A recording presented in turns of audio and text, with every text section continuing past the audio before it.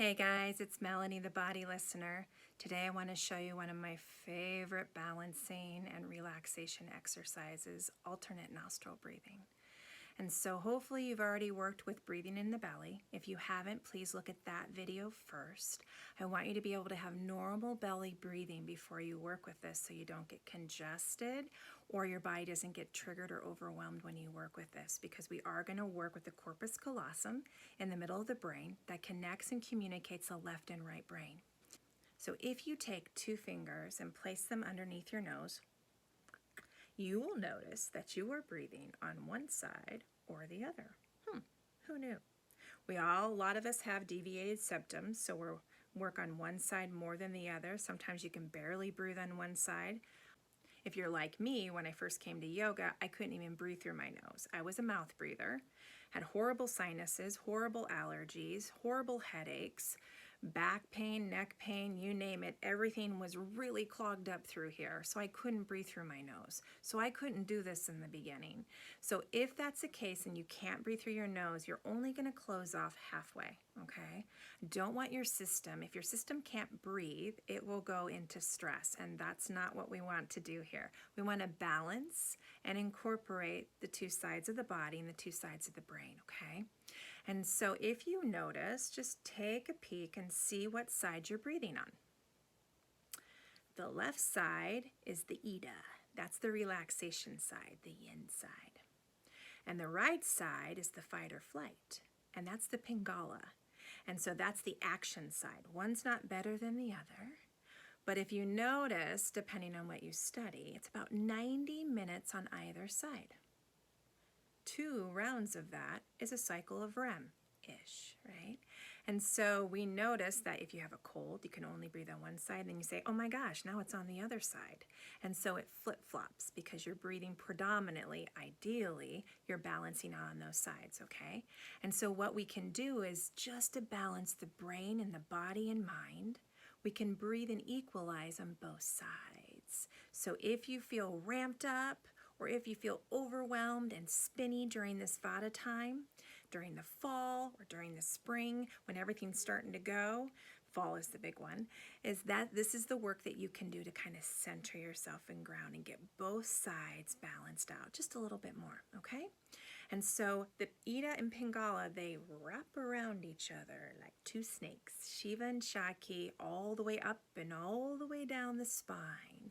That's our Kundalini, our life force energy. It goes from the base all the way to the crown, and it goes through and wraps around the chakras. It's fascinating if you ever want to see that.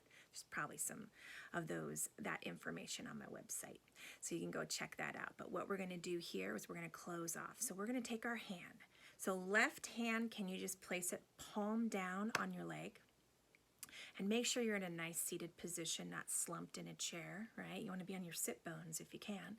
Nice and long spine. And we're going to take a little mudra on this right hand. So maybe you take the pinky and the ring finger, and they go side by side, or one's on top of the other.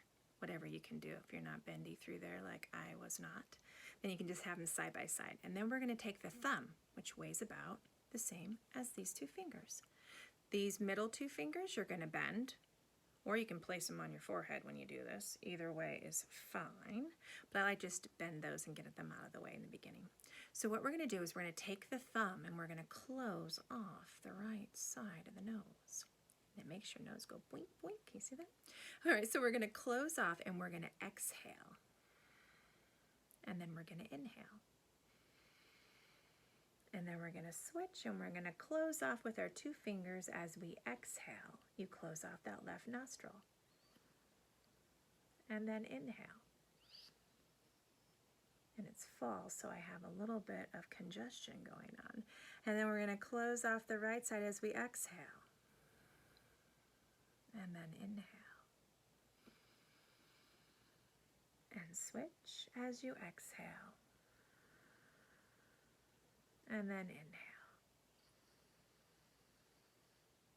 And switch, and you go at your pace, and we're switching after the inhale.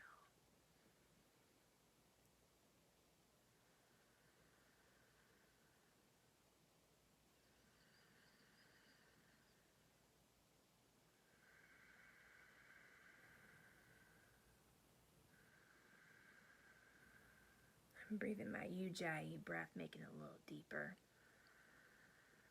And I realize I'm not bending those fingers anymore. They're just kind of hanging out. And any amount of time is fine. Some people like that magic number of 7 times. I don't think it actually matters, but you can do 1 per chakra, 1 per day of the week, whatever you want to do. Or just when you feel like things are getting more balanced. I do like to equalize, do the same amount on either side. So we're going to finish up on the left.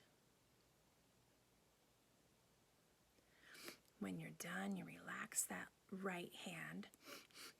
Clear out the nasal passages and just notice how you feel. Take a moment. You might have some draining, especially during fall, and just feeling everything release and relax, finding more balance between left and right, yin and yang, and enjoy that feeling. Coming back to this is just a really nice centering and grounding practice. Enjoy. If you have any questions, feel free to shoot us a message at any point. And there's more information about our breathing work on our website, thebodylistener.com. Have a beautiful day. See ya.